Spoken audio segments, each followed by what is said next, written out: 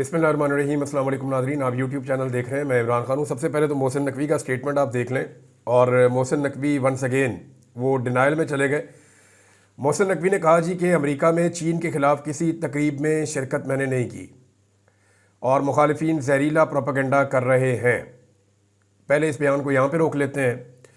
एक तो मोहसिन नकवी एक मरतबा फिर सिरे से ही मुकर गए हैं और ये कह रहे हैं जी किसी भी एंटी चाइना प्रोग्राम में ये गए ही नहीं।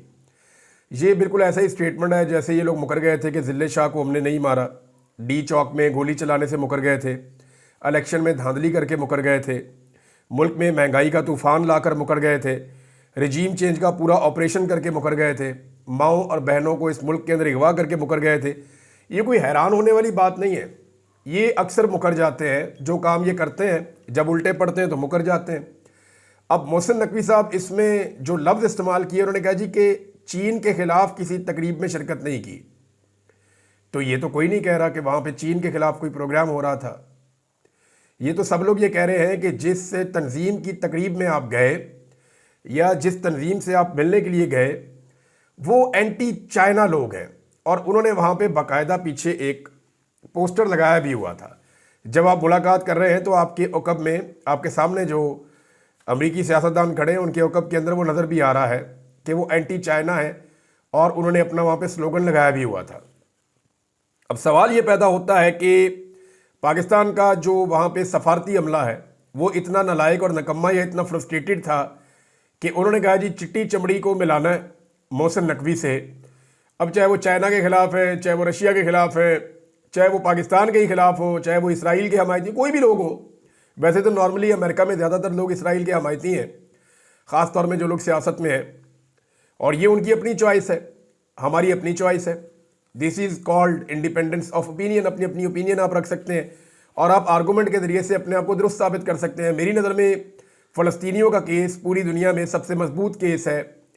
किसी भी ह्यूमन राइट्स के जो केसेस हैं उनमें सबसे मजबूत केस फ़लस्तीनियों का है और उनका हक है उनकी ज़मीन के ऊपर जो उनसे छीना गया है ज़बरदस्ती। अब जनाब मोहसिन नकवी साहब कह रहे हैं जी कि मैं किसी तकरीब में शिरकत ही नहीं की। तो ये जो आपको नज़र आ रहा है पोस्टर, ये क्या है? और बड़ा सवाल ये है कि ये तो डिनाइल में चले गए, मगर दफ्तर खारजा का क्या करेंगे? दफ्तर खारजा ने इस मामले के ऊपर बाकायदा इसको एक गलती करार दिया है।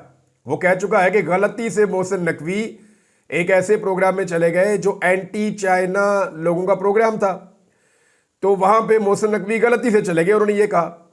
अब या तो मोहसिन नकवी झूठ बोल रहा है या पाकिस्तान का दफ्तर खारजा झूठ बोल रहा है। दोनों में से एक तो झूठ बोल रहा है ना। अब जो भी झूठ बोल रहा है, क्या ये जो नया कानून आ गया पीका का, क्योंकि इसका बड़ा इम्पैक्ट पड़ रहा है ना पाकिस्तान के और चाइना के ताल्लुकात के ऊपर, तो ये जो नया कानून आ गया पीका का, इसके मुताबिक मुकदमा दर्ज होगा मोहसिन नकवी पे या फिर पाकिस्तान के दफ्तर खारजा पे। तो ये पानी हमेशा नीचे की तरफ ही आता है। हुकूमत हमेशा अपोजिशन को दबाने के लिए या मीडिया को दबाने के लिए या इख्तलाफी आवाज़ों को दबाने के लिए ऐसे भोंडे कवानीन को इस्तेमाल करती है। बहरहाल मोहसिन नकवी साहब का स्टेटमेंट तो आया, लेकिन रिजेक्टेड, इसमें लॉजिक का फुकदान है। ये लॉजिक नहीं है इस स्टेटमेंट के अंदर। हाँ, वो ये कह सकते हैं कि मेरी नीयत ये नहीं थी, मुझे पता नहीं था, मैं गलती से चला गया था, या वहाँ पर कोई तकरीब नहीं हो रही थी, सिर्फ मुलाकात के लिए गया था, लेकिन वो लोग क्या थे उसके बारे में मैं नहीं जानता था। अपनी लाइल्मी का, नालायकी का इजहार कर देते तो वो ज़्यादा बेहतर था। एक चीज़ को छुपाने के लिए फिर आप उसके ऊपर पर्दा डालते हैं तो एक और झूठ बोलते हैं, फिर एक और झूठ बोलते हैं, तो फिर एक झूठ से आपको 100 झूठ बोलने पड़ते हैं। अब मोहसिन नकवी ने आगे से ये कहा कि अमरीकी ऐवान नुमाइंदगान को पाकिस्तान के खिलाफ उकसाया जा रहा है। सियासत करें लेकिन इस हद तक ना जाए कि पाकिस्तान का नुकसान हो। ऐवान नुमाइंदगान अमरीका के जो है वो रोटी को चोची कहते हैं। क्या वो बहुत ही बेवकूफ़ है? भाई, दुनिया के अंदर अगर अमेरिका सुपर पावर है तो अपने सियासी फैसलों की वजह से है ना, अपने लोगों की अकल और दानिश की वजह से है।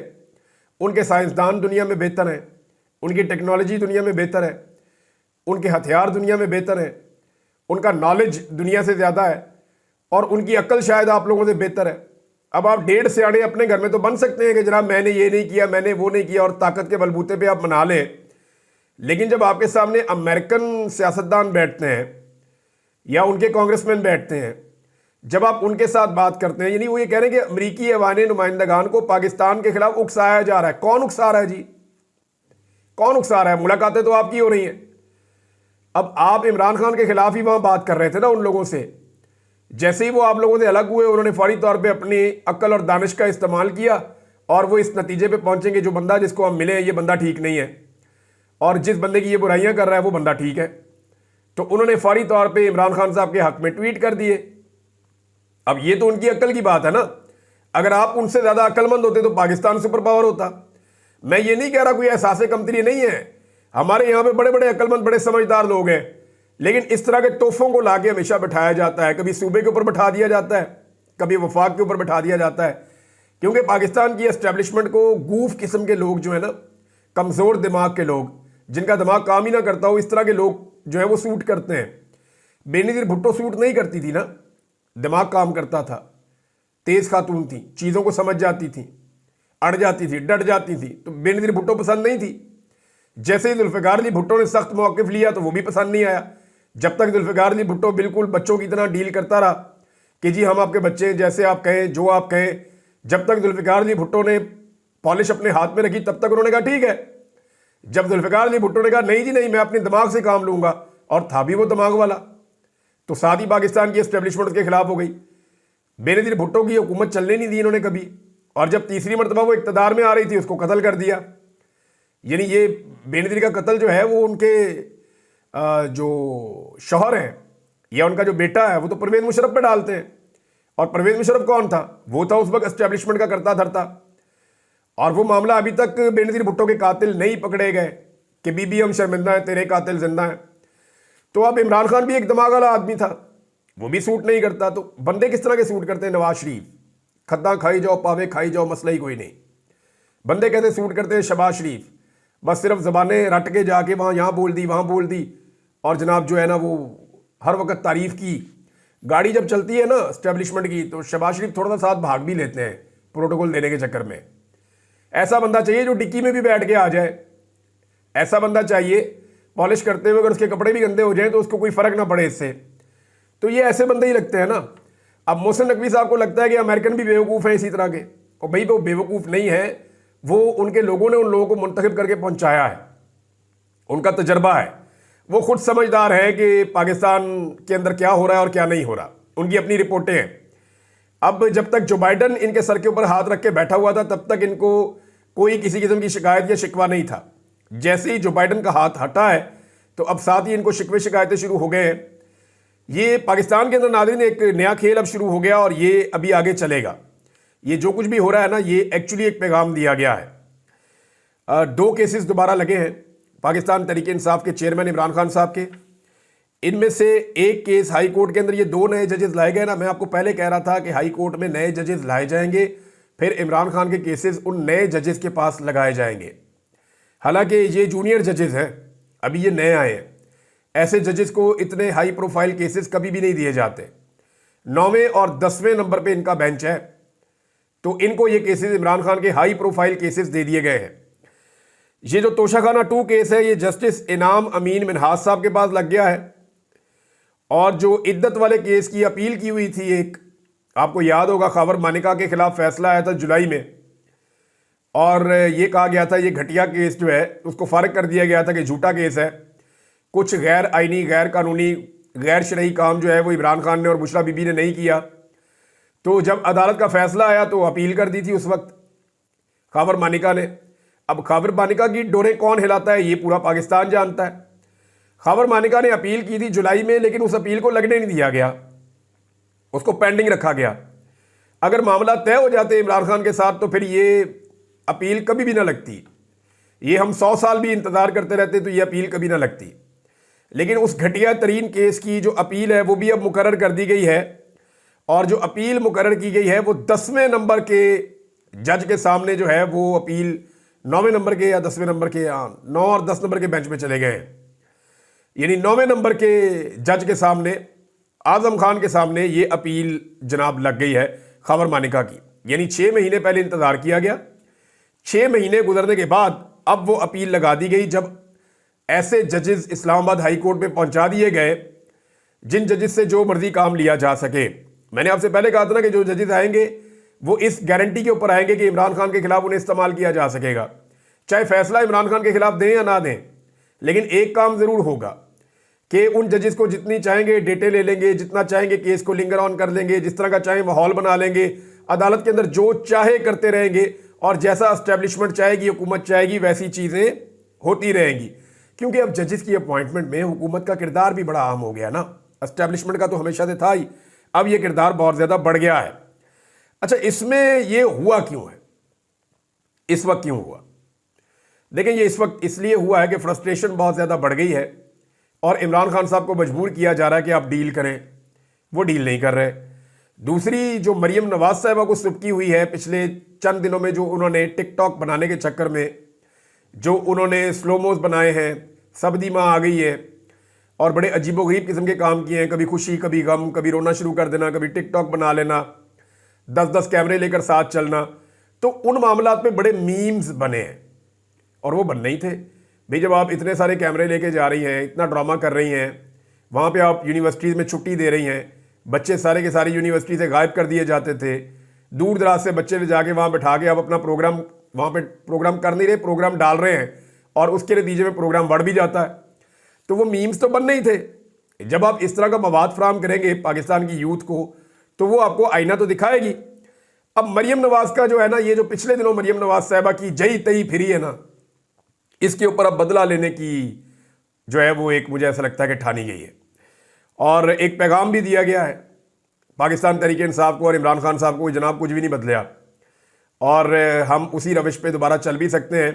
हमें कोई फ़र्क नहीं पड़ता कोई मुकदमा कितना भी घटिया हो, कोई मुकदमा कितना भी गलीज हो, कोई हरकत कितनी भी गिरी हुई हो, किसी भी लेवल तक ये निज़ाम जा सकता है इमरान खान साहब को दबाने के लिए या उन्हें तकलीफ़ पहुंचाने के लिए। तो जनाब, ये मरियम नवाज साहिबा की ख्वाहिश तो हो सकती है, यानी मुझे ऐसा लगता है कि जो कुछ उनके साथ हुआ पिछले चंद दिनों में, और वो उनके अपने कामों की वजह से, अपने कारनामों की वजह से हुआ, तो ऐसा लगता है कि ये उनकी ख्वाहिश तो हो सकती है कि ये मुकदमा जो है ये लगना चाहिए। दूसरी जानिब ये एस्टेब्लिशमेंट की जानिब से एक पैगाम भी हो सकता है। तो इन पॉसिबिलिटीज़ को अगर आप सामने रखें तो ये एक चीज़ और आपको जेहन में रखनी पड़ेगी कि जब ये मुकदमा आ जाएगा ना इद्दत वाला और चल पड़ेगा, तो इससे 3-4 चीज़ें अचीव की जा सकती हैं मौजूदा सिस्टम के अंदर, और ये आप ख़ास तौर पे जेहन में रखें।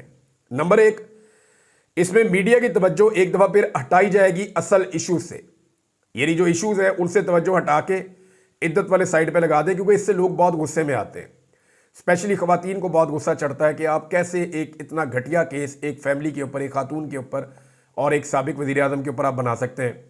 तो एक तो उसका बड़ा सख्त रिएक्शन आता है, असल इशू से जो है वो तवज्जो हट जाएगी। दूसरा, इमरान खान को गुस्सा दिलाने की भी ये एक कोशिश है कि इमरान खान को गुस्सा दिलाया जाए ताकि गुस्से में आकर वो कोई गलती करें। अब तक तो उन्होंने कोई गलती नहीं की, तो देखते हैं कि आइंदा इमरान खान साहब को गुस्सा दिलाकर कोई गलती करवाई जा सकती है या नहीं। तीसरा यह है कि तहरीक इंसाफ के सोशल मीडिया पर एक और क्रैकडाउन प्लान किया जाएगा, यानी इसका रद्देअमल तो आएगा ना।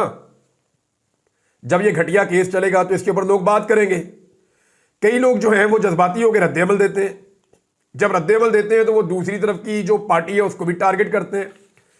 तो जब दूसरी पार्टी टारगेट होगी तो उसके ऊपर फिर मुकदमा दर्ज किए जाएंगे, कोशिश की जाएगी लोगों को गुस्सा दिलाया जाए, और उसके नतीजे में लोग जब रिएक्शन दें सोशल मीडिया पे तो पाकिस्तान तहरीक इंसाफ के सोशल मीडिया के ऊपर क्रैकडाउन कर दिया जाए। मिसाल के तौर पे मैंने आपको बताया था कि ये जो एक केस किया गया था, एक अनोखा मुकदमा, ये जो पाकपतन में हुआ था, उसमें पुलिस ने पर्चा तो दे दिया। अब उस अनोखे मुकदमे में पुलिस को अभी तक वो अदालत ही नहीं मिल रही जहां पे उस मुलजिम को पेश करना है। यानी पाकिस्तान में रिकॉर्ड पे रिकॉर्ड बन रहे हैं। यानी पीका एक्ट के तहत ये शेख वकास अकरम साहब ने इस इंफॉर्मेशन को शेयर किया। उन्होंने कहा पाकिस्तान तहरीक इंसाफ के सियासी वर्कर्स के खिलाफ इंतकामी कार्रवाई की गई और पंजाब पुलिस को यही पता नहीं है कि मुलजिमान को रिमांड में किस अदालत में पेश करना है। कभी मकामी अदालत में ले जाते हैं, कभी खसूसी अदालत साहिवाल में पेश कर देते हैं, और अब ये पता चला कि ये केस उनका भी नहीं है तो लाहौर की FIA की अदालत में अब लेकर जा रहे हैं। ये अनोखा कारनामा है और हुकूमत को जो है वो फस्तायत करने के बावजूद खुद नहीं पता कि अभी करना क्या है। तो इस तरह के मुकदमे मजीद दर्ज किए जाएंगे, जैसा कि व्हाट्सएप ग्रुप के अंदर किसी ने लिख दिया तो मुकदमा हो गया। अब ना कोई भी किसी को भी गिरफ्तार करके ये कह दिया करेगा कि इसने व्हाट्सएप ग्रुप के अंदर मैसेज आया था इसने डिलीट नहीं किया। यानी व्हाट्सएप ग्रुप के अंदर एक मैसेज आया, इसने डिलीट नहीं किया, इसको गिरफ्तार कर लो। इसने भी डिलीट नहीं किया, इसको गिरफ्तार कर लो। इसने वो मैसेज देखा, इसको गिरफ्तार कर लो। इसने उसको शेयर किया, इसको गिरफ्तार कर लो। और ज़ाती तौर पे भी आप किसी को मैसेज नहीं कर पाएंगे और सबूत के तौर पे कुछ पेश नहीं करना। सिर्फ एक यूएसबी के अंदर कोई भी ऐसी गंदी चीज़ ले जाके जज को दिखा देनी है। ये भी साबित करने की ज़रूरत नहीं है। जब फोरेंसिक होगा, चीज़ें चलेंगी, मामला आगे बढ़ेंगे, तो 2-2, 3-3 महीने बंदे अंदर रखना कोई मसला नहीं है इस निज़ाम के अंदर। तो ये एक घटिया तरीके से एक कानून का लिबादा ओढ़ के जो एक पॉलिटिकल पार्टी है और जो मुखालिफ आवाज़ें हैं उनको कुचलने की पूरी कोशिश की जा रही है। इमरान खान साहब का जो नाम है वो पहले आपको पता है कि मीडिया के ऊपर लेना बंद हो गया था, लेकिन गुज़िश्ता चंद दिनों से इमरान खान साहब का नाम मीडिया पे चल रहा था। अभी दोबारा से हामिद मीर साहब का प्रोग्राम है, उसके क्लिप में देख रहा था, वहाँ पे अब टू टू बीप लगना शुरू हो गई है इमरान खान साहब के नाम के ऊपर। तो ये दोबारा से पैगाम भी दिया गया है। ये क्यों किया जा रहा है, इसको ज़रा आप समझें। इमरान खान साहब के हवाले से सिर्फ एक मामला है कि एस्टेब्लिशमेंट इमरान खान साहब को छोड़ना चाहती है, मगर किसी सेटलमेंट के नतीजे में छोड़ना चाहती है। एस्टेब्लिशमेंट ने पाकिस्तान में बड़े बड़े बोल दिए इमरान खान को लेकर। उन्होंने कहा कि ये इमरान खान माजी का किस्सा हो गया। उन्होंने कहा इमरान खान के ऊपर क्रॉस लग चुका है, इमरान खान या उसकी पार्टी कभी भी इक़्तिदार के नज़दीक भी नहीं आ सकती। जब मैं कैद में था तो मुझे एक ऑफिसर ने आके बताया कि पाकिस्तान में 2 नई पॉलिटिकल पार्टीज़ बन गई हैं। एक IPP जिसको जहांगीर तरीन चलाता है, और एक कोई PTI के अंदर से ग्रुप बना है खैबर पख्तूनख्वा में जिसे परवेज़ खटक चलाता है। तो मुझे परवेज़ खटक पे बड़ी हैरत हुई थी। मैं तो अगवा था, मुझे क्या पता कि बाहर क्या चल रहा है। तो इस पे उसने कहा जी कि अब पाकिस्तान वो नहीं रहा जब तुम बाहर थे, अब पाकिस्तान बिल्कुल बदल चुका है और इमरान खान ख़त्म हो गया। वो ये बातें मुझे की गई थी, लेकिन वो हुआ ही नहीं ना। एस्टेब्लिशमेंट के जितने बड़े बोल थे, जो उन्होंने निजी महफिलों में बोले, जो उन्होंने मीडिया नुमाइंदागान को कहे, अभी उनकी क्रेडिबिलिटी ख़त्म हो रही है। मसला ये है कि इससे पहले उनकी क्रेडिबिलिटी थी, वो जिसको मारते थे वो मर जाता था। इस दफ़ा वो मारते हैं, वो मरता ही नहीं है। वो जिसकी सियासत चाहते थे वो ख़त्म कर देते थे। इस दफ़ा वो चाहते हैं लेकिन सियासत ख़त्म नहीं कर पा रहे। उन्होंने जिसको भी मारा ना, उसे रब की भी मार पड़ गई। ये हादसाती तौर पे होता रहा पाकिस्तान में। और जो लोग एस्टेब्लिशमेंट के साथ या उनके सामने माजी में डट चुके थे, जिन्हें मौका मिला था कि वो एस्टेब्लिशमेंट को राय रास्त पे ला सकते थे, उन लोगों ने अपने अल्लाह रब्बुल इज़्ज़त से ज़्यादा एस्टेब्लिशमेंट पे भरोसा कर दिया और डील कर दी। तो इसके नतीजे में एस्टेब्लिशमेंट का बोलबाला बाकी रहा। अब मामला ये है कि बातचीत अच्छी चीज़ है, रास्ते निकलने चाहिए, लेकिन ये पाकिस्तानियों के लिए बड़े एजाज़ की बात होगी कि पाकिस्तान का एक लीडर नवाज शरीफ या जरदारी की तरह नहीं, एक इज्जत के साथ, एक मुकाम के साथ बाहर आ जाए। और एस्टेब्लिशमेंट यही बात जो है वो बर्दाश्त नहीं कर पा रही, उनसे ये बात बर्दाश्त नहीं हो रही। तहरीक इंसाफ अगर अच्छी मनसूबाबंदी के साथ चले और इद्दत वाले केस को सही तरीके से हैंडल करे, यानी उलमा इकराम से पूछे ना, होना तो ये चाहिए कि उलमा इकराम से पूछा जाए, मुफ्तियान इकराम से पूछा जाए कि जनाब इस मुकदमे के बारे में अपनी राय पेश करें, बताएं। आप हर चीज़ पे आप आ जाते हैं प्रेस कॉन्फ्रेंस करने, सियासत करने, ज़रा इसके ऊपर भी बताएं, ये दीनी मामला है, इसके ऊपर आप क्यों खामोश हो जाते हैं। और मेरी इतला के मुताबिक हुकूमत ने कुछ मौलवी जो है सरकारी टाइप के, दरबारी टाइप के, वो इस दफ़ा तैयार किए हैं और उन्होंने ये हामी भरी है कि इद्दत केस के अंदर वो गंद मारेंगे और कोशिश करेंगे कि जनाब वो, अब उलमा तो उनको नहीं कहा जा सकता, लेकिन ये मौलवी हैं, सरकारी मौलवी समझ लें आप। अब ये लोग जो हैं ये कोई गंद मारेंगे और ये कोशिश करेंगे इस मामले को हवा देने की और इसको मज़ीद ख़राब करने की। इस केस में अगर तहरीक इंसाफ समझदारी से चलेगी तो हुकूमत को लेने के देने पड़ जाएंगे। इससे इमरान खान साहब की मकबूलियत में कमी नहीं होगी, इजाफा होगा। और इमरान खान साहब के मौक़िफ़ में लचक नहीं आएगी, बल्कि वो अपने मौक़िफ़ पे मज़ीद डट जाएंगे। इमरान खान ने चीफ जस्टिस ऑफ पाकिस्तान और आइनी जज के जो सरबराह हैं, आइनी बेंच के जो सरबराह हैं, इन दोनों को ख़त लिखा है और इंसानी हकूक़ के हवाले से और दीगर चीज़ें, सारी तफसीलात इसके अंदर हैं। ये ख़त मंजर आम पे आएगा तो आप इसके मंदरजात जब पढ़ेंगे, जब आपको इसके पॉइंट्स मैं भी अगले वीलॉग में आपको मैं बता पाऊँ कि इमरान खान साहब ने उन्हें क्या लिखा, तो ये वाकई पढ़ने और सुनने वाला ख़त है। इसकी तफसीलात मैं आपके साथ शेयर करूँगा नेक्स्ट वीलॉग में। लेकिन ये इमरान खान साहब का एक बड़ा कदम ये है और आलमी सतह पे इंसानी हकूक़ की खिलाफ वर्जियों को बड़े ज़ोर से उठाया जाएगा आइंदा दिनों में। जबकि एक खबर और है, और वो ये है कि पंजाब में 10-10 गुना, आपको पता है कि तनख्वाहें बढ़ाई हैं इन्होंने पंजाब असम्बली में, जो अरकान असम्बली हैं या स्पीकर है या वज़ीर आला या वज़रा हैं, 10-10 गुना इन्होंने तनख्वाहें बढ़ा दी। और अब जनाब पता चल रहा है कि अरकान पार्लियामेंट की तनख्वाहों में 200% इजाफे का फ़ैसला कर लिया गया है। और ये जनाब समरी मंजूरी के लिए वज़ीर आज़म को अरसाल कर दी गई है। किसान का इस मुल्क में इस्तेहसाल हो रहा है, गन्ने का किसान जो है वो रुल गया है, गंदम की पैदावार इसलिए कम हुई कि किसान को रोल दिया, मजदूर परेशान है, गरीब आदमी की सारी सब्सिडीज़ वापस ले ली है। तनख्वाहदार तबके की जब तनख्वाह बढ़ती है पाकिस्तान में 10%, 15% बढ़ा के उसके ऊपर एहसान चढ़ाते हैं, जबकि अपनी तनख्वाह जब इन्होंने बढ़ानी हो तो ये 10 गुना, 2 गुना, 3 गुना ऐसे बढ़ाते हैं। अब 200% तनख्वाह में इजाफा करने का फ़ैसला किया गया है। तो जनाब 200% से भी ज़्यादा इजाफा है। जो MNAs और सेनेटर्स की तनख्वाह के अंदर इजाफा हो रहा है, फिर वज़रा को तनख्वाहें ज़्यादा मिलेंगी, स्पीकर्स को ज़्यादा तनख्वाहें मिलेंगी। तो ये जनाब पाकिस्तान है, अशराफिया का पाकिस्तान।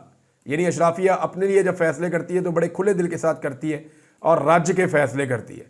लेकिन यही अशराफिया जब फ़ैसले करती है अवाम के लिए तो इनका दिल बड़ा तंग हो जाता है। और ये रिकॉर्ड है पाकिस्तान का, कोई नई बात नहीं है। नाज़रीन, अब तक के लिए इतने, अपना ख्याल रखिएगा, अपने इस चैनल का भी। अल्लाह हाफ़िज़।